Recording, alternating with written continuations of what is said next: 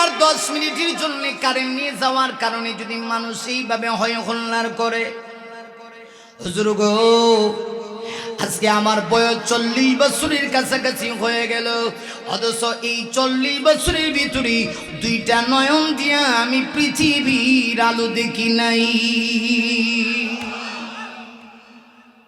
আমি তার এই কথাটা শুনে বিশ্বাস করেন আমি ওয়াজ মাহফিলে কসম করলে কাফারা দিতে হবে না, আমার অনবরত চোখ দিয়ে পানি পড়া শুরু হয়ে গেছে। কইল কি হুজুর, সামান্য 5-10 মিনিট কারেন্ট নাই, অন্ধকার অন্ধকার দেখা যাচ্ছে, আলো নাই, মানুষ সেইভাবে হই হুল্লোড় করে। আজকে পৃথিবীতে আসলাম আমি, আমার মায়ের পেট থেকে 40টা বছর হয়ে গেল, 2টা নয়ন দিয়ে পৃথিবীর আলোটা আমি দেখতে পারলাম না। যে মা আমাকে জন্ম দিল ওই মায়ের চেহারাটা আমি দেখতে পারলাম না। তাহলে একটু নিয়ামতটা নিজে নিজে একটু চিন্তা করেন তো দেখি, আল্লাহ কি নিয়ামত আপনাকে আমাকে দিয়েছে। আল্লাহু আকবার। না রে মুমিন না, এই নিয়ামতের কথা যদি আপনি আমি চিন্তা করতে যাই, পৃথিবীর যত বড় ডাক্তার হোক আপনাকে কিন্তু 2টা চক্ষু দিতে পারবে না। তামাম পৃথিবী গুনান ডাক্তার আপনার চক্ষু 2টা দেওয়ার ক্ষমতা নাই, 2টা দিবি দূরের কথা, একটা চক্ষু আপনাকে দিতে পারবে না। কিন্তু আল্লাহ রাব্বুল আলামিন বলেন, আরে মুমিন আমার দয়া মায়া কতরে বান্দা তুই দেখছস, আমি আল্লাহ তোকে ফ্রি 2টা চক্ষু আমি আল্লাহ দিয়েছি। তাই আল্লাহ পবিত্র কোরআনের সূরা বালাদির ভিতরে আল্লাহ বলেন, আলাম নাজআল্লাহু আইনাইন।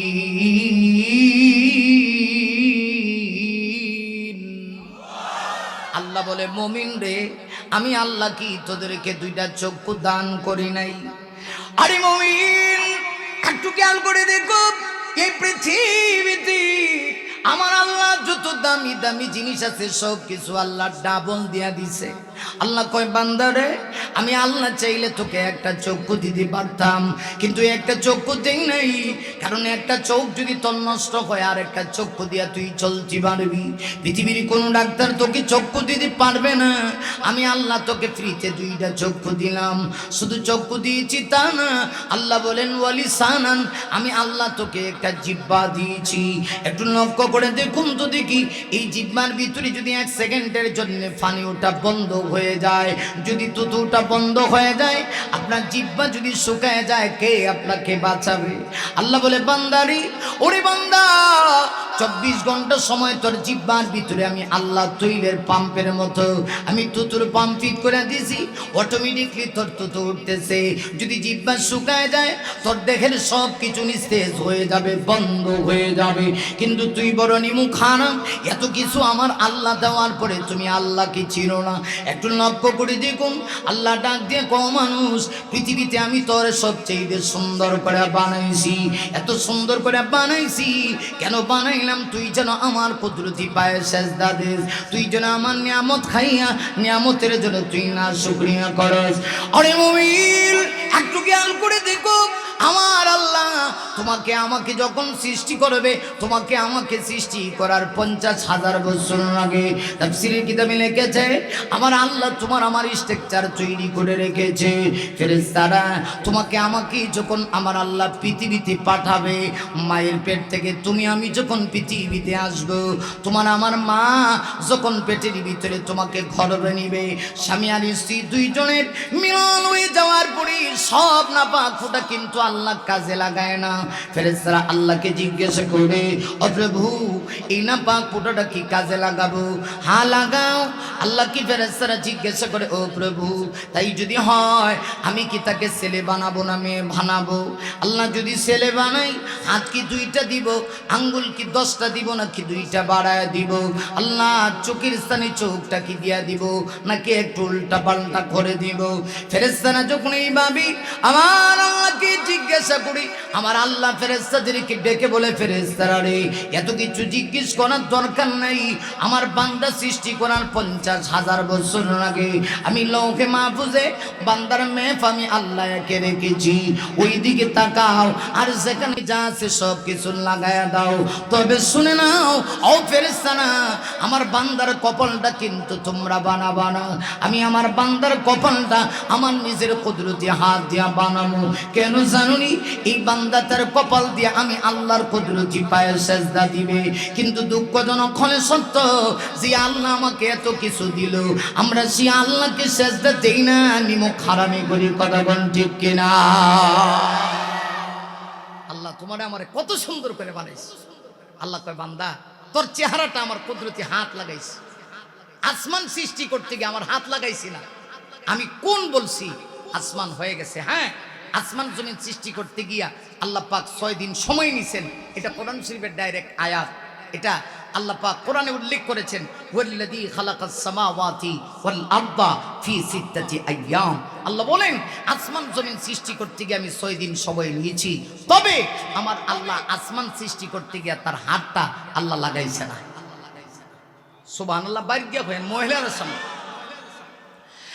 নারী মুমিন আমার আল্লাহ আসমান সৃষ্টি করতে গিয়া আমার আল্লাহ তার কুদরতি হাতটা লাগায় নাই। জমিন সৃষ্টি করতে গিয়া তার কুদরতি হাত লাগায় নাই। পৃথিবীর কোনো কিছু সৃষ্টি করতে গিয়ে আল্লাহ কুদরতি হাত লাগায় নাই। শুধু কোন বলেছেন, ফায়াকুন হয়ে গেছে। কিন্তু আল্লাহ বলেন বান্দারে তোর চেহারাটা বানাইতে গিয়া আমি আল্লাহ আমার কুদরতি হাতটা লাগায় দিছি। আরো জোরে কন্যা সুবহানাল্লাহ। কিন্তু মানুষ এতনি মুখ হারাম, এই চেহারা আল্লাহর সামনে না দিয়া বাবার সামনে গিয়া এই মাথা দিয়া সেজদা দেয়। এর মতো নিমুখ হারাম আল্লাহর আকাশের নিচে জমিনের উপরে আর কেউ হতে পারে না। ঠিক কিনা? আমি কোনো হক্কানি পীরের বিরুদ্ধে বলছি না। মনে রাখবেন হক্কানি পীরের মাধ্যমে ইসলাম এসেছে। এখনো কিছু হক্কানি পীর আছে। আপনি চরমোনাইর দরবারে যান, ওনারা হক্কানি পীর।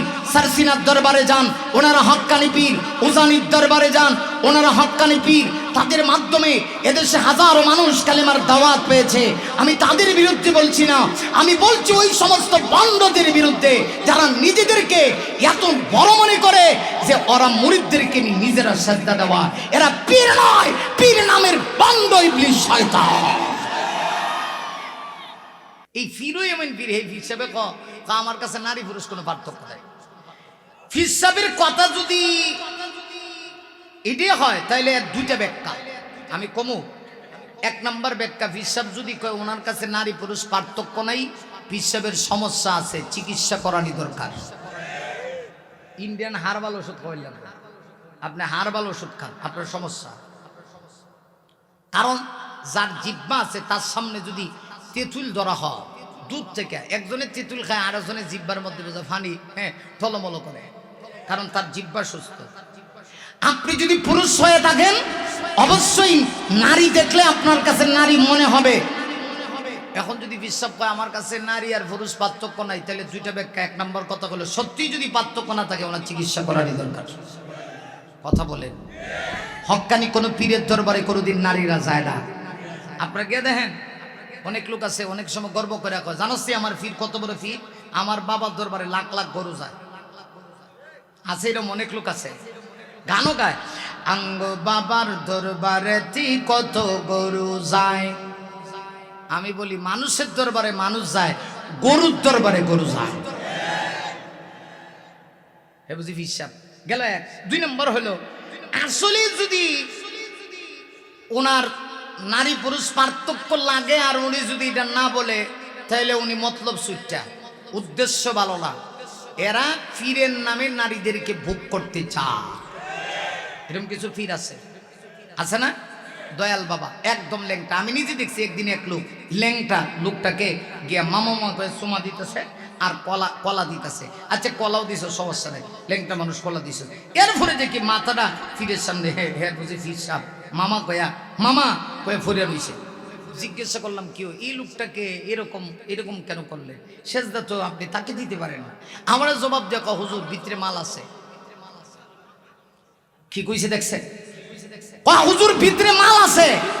আমি জবাব দিয়া কইলাম কি আছে না আছে সব দেয়া হয়ে গেছে। কথা কোন ঠিক কিনা?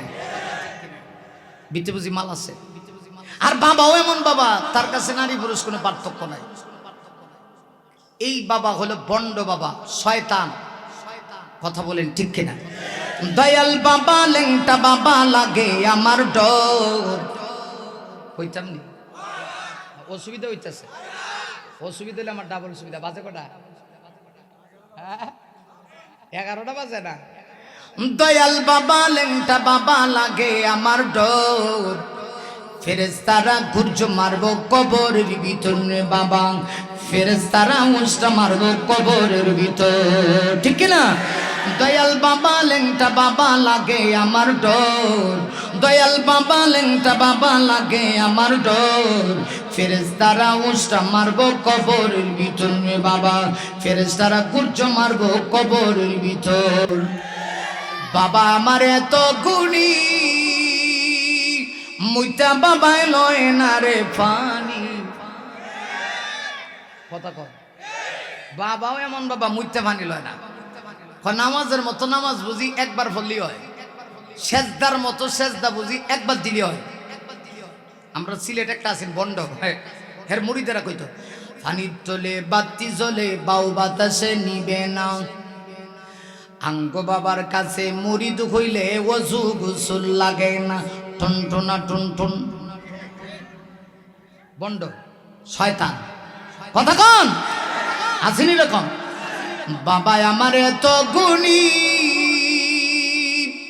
মুইতা বাবাই লয় না রে ফানি, খালি করে টানাটানি বোরকার ভিতর, খালি করে টানাটানি পর্দার ভিতর, ফেরেশতারা গুর্জ মারবো কবরের ভিতর বাবা, ফেরেশতারা উষ্টা মারবো কবরের ভিতর। হক্কানি পীর কোনোদিন কোনো নারীর সামনে চেহারা দেখাতে পারে না। আমাকে একজন লোক বললো, হুজুর চরমনের দরবারে যায়েন, মাহফিল যখন হয় অন্তত সপ্তাহখানেক আগে মহিলারা ঘরের বাইরে, হিন্দু মহিলারা পর্যন্ত তাদের শাড়ি কাপড় লাইরা দেয় না, কারণ পিসা হুজুরের মাহফিল। তাহলে এরা হলো হক্কানি পীর, আর ওইগুলো হলো ইবলিসের আপন চাচাতো ভাই, শয়তান। কথা বলেন ঠিক কিনা? বুঝে থাকলে বলুন, এই কপালটা আল্লাহ ছাড়া আর কাহারও সামনে দেওয়ার সুযোগ আছে? আরো জোরে বলেন। কিন্তু আমরা এত খারাপ। আল্লাহ কয় বান্দা তোর এত মহব্বত করে বানাইছি। আল্লাহ 4টে জিনিসের কসম করে বলে, লাকাদ খালাকানাল ইনসান ফি আহসান আই আহসানু মিন কুল্লি শাই। আল্লাহ বলে পৃথিবীতে যত জিনিস আছে সবচেয়ে সুন্দর করে তোরে বানাইছি, তোর চেয়ে সুন্দর পৃথিবীতে আর কোনো কিছুকে বানাই নাই। তোরে কত কিছু দিলাম, চোখের জায়গায় চোখ দিলাম, নাকের জায়গায় নাক দিছে, নাকের ছিদ্র একটা দিছে না 2টা দিছে, শ্বাস বাইর করবার লাগে। দেখেন যত দামি জিনিস আছে আল্লাহ ডাবল দিছে। চোখ 2টা দিছে, একটা নষ্ট হইলে যেন আরেকটা দিয়ে চলন যায়। আবার মানুষ চলার লাগে কিডনি লাগে, কিডনিও আল্লাহ চাইলে একটা দিতার, তো 2টা দিছে। সুবহানাল্লাহ। বাইদ্য কই মহিলারা উইনা লইব তো, এই জন্য কেউ সুবহানাল্লাহ কয় না। আর জোরে কোন সুবহানাল্লাহ। নারী মুমিন না, আমার আল্লাহর দয়া মায়া এত বেশি। আল্লাহ বলে তোকে যেখানে যা দেওয়া দরকার আমি তা দিয়েছি। বান্দারে চোখের জায়গায় চোখ দিলাম, যেখানে আমি যা ফিটিং করা দরকার আমি সেখানে তা দিলাম, জিহ্বার জায়গায় জিহ্বা দিলাম, তো 2টা দিয়া তোর চেহারার সৌন্দর্যতা বাড়ায় দিলাম। তোকে আমি আল্লাহ 2টা চোখ দিলাম, চোখের উপরে আবার কপাল দিলাম। এরপরে শুধু তাই না, আল্লাহ বলেন তোকে দামি 2টা কিডনি দিলাম। আমি চাইলে একটা দিতে পারতাম, কিন্তু আমি তোকে 2টা দিয়েছি। কেন জানোস নি? একটা কিডনি যদি নষ্ট হয়ে যায় বান্দা আর একটা দিয়া তুই চলতে পারবি। এই দয়া মায়া তোকে পৃথিবীতে কেউ করবে না, আমি করেছি, আমি করেছি। কিন্তু দুঃখজনক হলে সত্য, আমরা সেই আল্লাহর দেওয়া নিয়ামত খাইয়া শুধু নাফরমানি করি। ঠিক কিনা? শুকরিয়া জানাই আল্লাহ, শুকরিয়া জানাই তোমায় ও সোহাই বান্দা মোরা, বেঁচে আছি তোমার দয়ায়। ও সোহাই বান্দা মোরা, বেঁচে আছি তোমার দয়ায়। ঠিক না? দয়া বাচ্চা আছে? আল্লাহর নাম নিতে কষ্ট হয় না? যে আল্লাহ এত কিছু দিল, শাহাদত আঙ্গুলে আকাশের দিকে উঠাই আল্লাহকে সাক্ষী রেখে বলেন কার দয়া বেঁচে আছি? কে আমাকে সৃজন করলো? কে আমাকে সুন্দর করলো? কে আমার চেহারা দিল? অতএব এই কপাল আল্লাহ ছাড়া আর কাহারও সামনে টেকানো যাবে না। কোনো কিছুর যদি প্রয়োজন হয় আমি কার কাছে চাবো? নাকি শাহজালালের দরগা সিলেট যাবেন গা? আমরা সিলেট যা, সিলেট যায় গে এখানে গান গা। একটা ছেলে দে রে বাবা, একটা ছেলে দে রে বাবা, একটা ছেলে দে, কামাই খাওয়ার আশা নাই রে বাবা, আব্বু ডাকবো কে ঠুং ঠুং ঠুং। কত বড় গাধা চিন্তা করে দেখছেন? ছেলে গিয়া যে আল্লাহর কাছে চাইবে, যিনি তাকে সৃষ্টি করলেন আল্লাহর কাছে চায় না, বাবার কাছে গিয়া বাবা আমরা একটা ছেলে দে। অথচ শাহজালাল মুজাররাত শব্দের অর্থ হলে এক, ওনার নিজেরই ছেলে মেয়ে কিচ্ছু আছে না, উনি বিয়েই করছে না, অথচ শাহজালালের কাছে গিয়া সন্তান চায়। কত বড় গাধা জানোয়ার! আল্লাহর আকাশের নিচে এর চাইতে নিকৃষ্ট কোনো মানুষ নাই। আল্লাহ এটাতে বড় পছন্দ করে, বান্দা এত কিছু তোকে দিলাম তুই আমার কাছে চাবি, কিন্তু বাবার কাছে চায়। শাহজালাল সাহেবের ছেলে মেয়ে কিচ্ছু নেই, ইতিহাস পড়ে দেখেন। তিনি 360 জন সফর সঙ্গে নিয়ে তিনি সিলেটের মাটিতে এসেছিলেন। তখনকার পরাশক্তি ছিল রাজা গৌর গোবিন্দ। আমার বাড়ি সিলেট। শাহজালাল ইয়ামনি রহমতুল্লাহ আলাইহি তিনি কিন্তু অস্ত্র দিয়ে ইসলাম প্রতিষ্ঠা করেন নাই, বরং শাহজালাল ইয়ামনি তিনি অস্ত্র লাগে নাই, আল্লাহু আকবারের আওয়াজ দিয়েই রাজা গৌর গোবিন্দের তখ্তে তাউস তিনি ধ্বংস করেছেন। ঠিক কিনা? বিশ্বাস হয়? হ্যাঁ আব্দুল্লাহ কই পানি দিও, কই আব্দুল্লাহ গেছে গা? গরম পানি লাগে রে, আব্দুল্লাহ গেছে গা। হা গরম পানি দিও, একটু বেশি করে গরম পানি দিও, একটু খেয়াল করে। শাহজালাল ইয়ামনি রহমতুল্লাহ আলাইহি তিনি নিজেই একা ছিলেন, তার স্ত্রী ছিল না, সন্তান ছিল না, কিন্তু তার কাছে গিয়ে আমরা বাবা সন্তান চাই। অথচ তার যদি সন্তান দেওয়ার ক্ষমতা থাকতো তাহলে তো তিনি নিজেই বিয়া ছাড়া ওই সন্তান তিনি নিজেই জন্ম দিলেই তো, তাহলে বোঝা গেল তার কোনো সন্তান দেওয়ার ক্ষমতা নাই। তবে তিনি নিঃসন্দেহে আল্লাহর ওলি ছিলেন। এই শাহজালালের কারণে আমরা সিলেটের মানুষ, আগে সিলহট ছিল, সব হিন্দু ছিল, কিন্তু শাহজালাল ইয়ামনি এসে কালেমা দাওয়াত দিয়েছেন। সুদূর সেই ইয়ামন দেশ থেকে আল্লাহর ওলি এসেছেন। আল্লাহ ওয়ালাদের তো আলাদা কারামতি বাবা, কারামাতুল আউলিয়া হাক্কুন, এটা বিশ্বাস করা লাগবে। এক একজন আল্লাহর ওলির মাধ্যমে এক একটা জেলা আবাদ হয়েছে। বরিশাল বিভাগ আবাদ হয়েছে একজন সরমুনাই বিশ্বাবের কারণে, সিলেট আবাদ হয়েছে একজন শাহজালাল ইয়ামনির কারণে। কারণ তারা অস্ত্র শস্ত্র দিয়ে মোকাবেলা করে নাই, এরা ছিল প্রকৃত মানুষ, এরা মোকাবেলা করেছে ইমানি পাওয়ার দিয়া। তখনকার পরাশক্তির নাম ছিল রাজা গৌর গোবিন্দ। সিলেটে একজন আল্লাহর ওলি এখনো শুয়ে আছে, আল্লাহর ওলি গাজী বুরহানুদ্দিন, ওনার মাজারও আছে, ওনার কবরও আছে সিলেটে, গিয়ে দেখেন। ওনার একটা সন্তান হয়েছিল, সন্তান হওয়ার পরে মুসলিম ছেলে হওয়ার পরে গাজী বুরহানুদ্দিনের ছেলে হওয়ার পরে তিনি আকিকা দিয়েছিল। ওই আকিকা দেওয়ার পরে যে গরু জবাই করছিল, গরুর গোস্তের একটা টুকরা গিয়া একটা কাউয়ায় নিয়ে গৌর গোবিন্দের বাড়িতে ফেলে দিছিল। কেন সে আকিকা দিল? শুধুমাত্র আকিকা দেওয়ার অপরাধে গাজী বুরহানুদ্দিনের ছেলেকে ওই তথাকথিত সেই রাজা গৌর গোবিন্দ হত্যা করে ফেলেছিল, শহীদ করে ফেলেছিল। কত বড় গাদ্দার ছিল, ইসলাম বিদ্বেষী ছিল। আল্লাহর ওলি হযরত শাহজালাল ইয়ামনি যখন সিলেটে 360 সফর সঙ্গে নিয়ে প্রবেশ করবেন, সিলেট ডুবতে গেলেই একটা নদী পাওয়া যায়, এটার নাম হলো সুরমা নদী।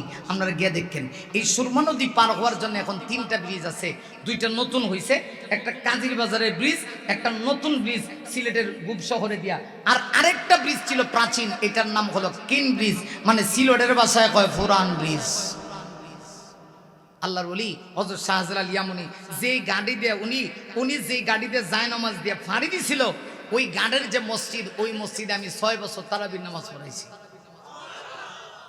এটা বানোয়াট কোনো কথা বলছি না বাবা, 6 বছর আমি তারাবি না, আমি কিন্তু হাফেজ, আমি হাফেজ আলহামদুলিল্লাহ। আল্লাহ পাক আমার সিনায় এখনো কোরআন রাখছে। শাহজালাল ইয়ামুনি যখন সুরমা নদী পানি দিবে তখন গৌর গোবিন্দ যা ছিল মানে নৌকা টোকা সব উঠায় দিছে, আল্লাহর ওলি যেন পার হতে না পারে। শাহজালাল ইয়ামুনি যখন আসলেন, আসার পরে দেখেন ইমানি শক্তি কাকে বলে। 360 জন সফর সঙ্গে নিয়ে তিনি সিলেট শহরের ওই পার থেকে এবারে আসবেন কেমনে, নৌকা নদীর ভিতরে যা ছিল সব তো উঠায় দিছে। শাহজালাল ইয়ামুনি তার সঙ্গী সাথীদেরকে বললেন, জায়নামাজ বিছিয়ে দাও। আল্লাহু আকবার বলেন। এটা ইমানি পাওয়ার। আল্লাহর ওলি শাহজালাল ইয়ামুনি রাহমাতুল্লাহ আলাইহি তিনি তার সঙ্গী সাথীদের কি বললেন, জায়নামাজ বিছিয়ে দাও আর চোখ বন্ধ করো, নামাজের ভিতরে দাঁড়ায় যাও। আল্লাহর ওলি সঙ্গী সাথীদেরকে নিয়ে নামাজে দাঁড়াইলেন। দাঁড়াইতে দেরি হয়েছে, চোখ খুলে তাকায় দেখে অটোমেটিকলি নদীর এই পারে থেকে ওই পারে তারা পাড়ি দিয়ে দিয়েছে। জায়নামাজের উপরে ভর করে দাঁড়িয়ে নদীর এপার থেকে ওই পারে পার হয়ে গেলেন। এখন তো মনে করেন গৌর গোবিন্দের মাথা নষ্ট হয়ে গেছে, পাগল হয়ে গেছি। পরে এইবার লোকে কেমনে কেমনে মোকাবেলা করে পারতাম, কারণ এটা তো ইমানি শক্তি, এটা তো অস্ত্র শস্ত্র দিয়ে মোকাবেলা করে পারা যায় না। আজকের গোটা পৃথিবীতে আমরা মুসলমান কেন মায়ের খাই জানেন? আমাদের ইমানি দুর্বলতা। দেখেন না আমার সোনার বাংলাদেশের একটা ছেলে, দেশপ্রেম তার ভিতরে কি পরিমাণ, আল্লাহু আকবার। আমি তার জজবা থেকে আশ্চর্য হয়ে গেছি। আমাদের সেই শরীফ ওসমান হাদি ভাই, আপনারা দেখেছেন ওই ভারতপন্থী কোলাঙ্গারগুলি এবং আমার দেশে থেকে তাকে কিভাবে আঘাত করেছে আমার ভাইটি আল্লাহ জানে। আমি জানি না সে ফিরে আসে কিনা, সিঙ্গাপুরে গিয়েছে। আল্লাহ কিভাবে তাকে গুলি করেছে, কানের সাইডে গেছে, মানে ডাইরেক্ট তার ব্রেইনের দিক থেকে গুলি করে দিছিল, যেন মাথার এক দিক থেকে বের হয়ে আরেক দিক দিয়ে বের হয়ে যায়। আমার পানের ভাইরা, এই দেশে সত্যিকার মানুষের কোনো দাম নাই। আমি ক্লিয়ার ভাষায় বলতে চাই, ওসমান হাদি বাংলাদেশে একজন নয়, এদেশের লক্ষ ওসমান হাদি রয়েছে, লক্ষ যুবক রয়েছে যারা তাদের এই দেশকে ধ্বংস করতে দিবে না, দেশের আমানতকে আনত করতে দিবে না, দেশের স্বাধীনতা সার্বভৌমত্ব নষ্ট করতে দিবে না। মনে রাখবে, এদেশের ইঞ্চি ইঞ্চি মাটির জন্য যদি লাখো যুবকের রক্ত দিতে হয়, ওসমান হাদির মতো লাখো যুবক রক্ত দিবে, তবে ইঞ্চি মাটিকে কেউ ধ্বংস করতে দিবে না। আওয়াজ করে বলো ঠিক আছে? ঠিক।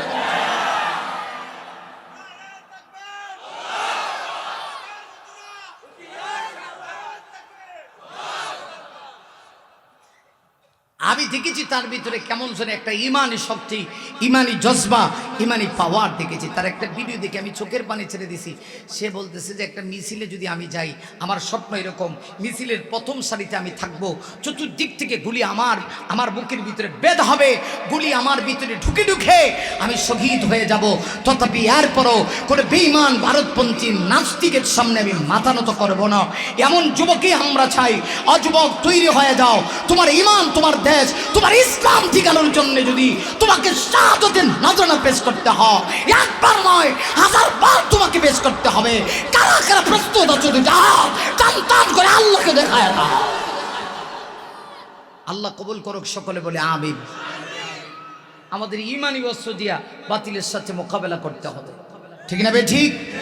আরো জোরে বলো ঠিক না বে ঠিক? বলবো শাহজালাল ইয়ামুনির ঘটনাটা কমো, তারপরে মূল জায়গায় আসি। তবে আর বেশিক্ষণ নিব না, আজকে প্রথম দিন। এই প্রথম দিনে যদি এত লম্বা আওয়াজ হয়, পরের দিন তো আপনারা হাফাই যাবেন। কষ্ট হবে না আপনাদের? কষ্ট হবে। রাজা গৌর গোবিন্দের কথা কইছিলাম। দেখেন ইমানি শক্তির সাথে মানুষ মোকাবেলা করে পারে না তো।